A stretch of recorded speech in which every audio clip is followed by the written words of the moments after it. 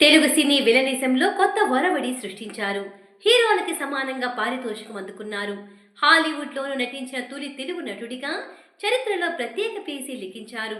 ఆయన మరెవరో కాదు, రాసనాల కాళేశ్వరరావు గారు.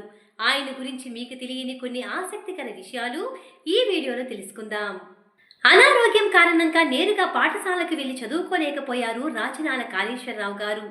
ఇంటి వద్దే చదువుకొని పరీక్షలు రాశారు. రెవెన్యూ శాఖలో గుమస్తాగా కొంతకాలం పనిచేసిన ఆయన డిపార్ట్మెంట్ ఎగ్జామ్ రాసి ఇన్స్పెక్టర్గా పదోన్నతి పొందారు. ఆ సమయంలోనే నెల్లూరులో ఓ నాటక సమాజాన్ని స్థాపించారు.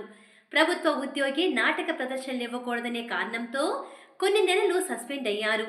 అయినా రాసనాల గారు నాటకాల ప్రదర్శన ఆపలేదు.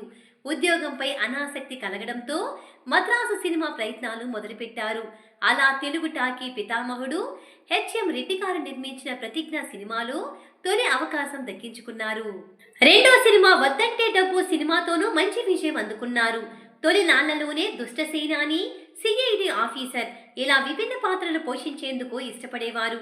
ఎన్టీఆర్ గారు, కాంతారావు గారు ప్రధాన పాత్రల్లో రూపొందిన జానపద చిత్రాల్లో మాంత్రికుడిగా, సేనాధిపతిగా, పౌరాణిక సినిమాల్లో శిశుపాలుడు, ఆంజనేయుడు, యముడు, దుర్యోధనుడి పాత్రల్లో ఒదిగిపోయారు. కొన్ని చిత్రాల్లో సాత్విక పాత్రలు పోషించినా విలన్గానే ఆయనకు ఎక్కువ పేరొచ్చింది.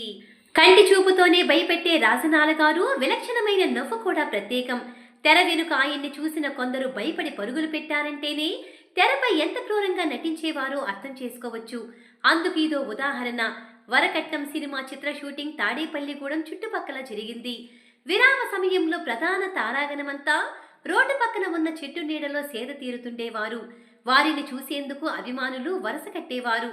ఓ రోజు ఆ సినిమా హీరోయిన్ కృష్ణకుమారి గారు విశ్రాంతి తీసుకుంటుండగా ఆమెతో మాట్లాడేందుకు స్థానిక మహిళా అభిమానులు వచ్చారు. అదే టైంకి రాజనాల గారు తన షాట్ పూర్తి కాగానే ఆ చెట్టు వద్దకు చేరుకున్నారు. ఆయన్ని చూడటమే ఆలస్యం. అక్కడున్న మహిళలంతా అమ్మో రాజనాల గారు అంటూ దూరంగా పరిగెత్తారు.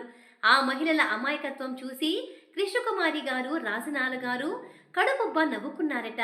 సువర్ణ సుందరి, సతీ అనసూయ, రాసమకుటం, వరకట్నం, మోగనోము, రైతు బిడ్డ, డాక్టర్ బాబు, జీవన తరంగాలు, అల్లూరి సీతారామరాజు తదితర సినిమాలు 400లకు పైగా తెలుగు చిత్రాల్లో నటించిన రాజనాల గారు హాలీవుడ్లోనూ తలుక్కున మెరిశారు.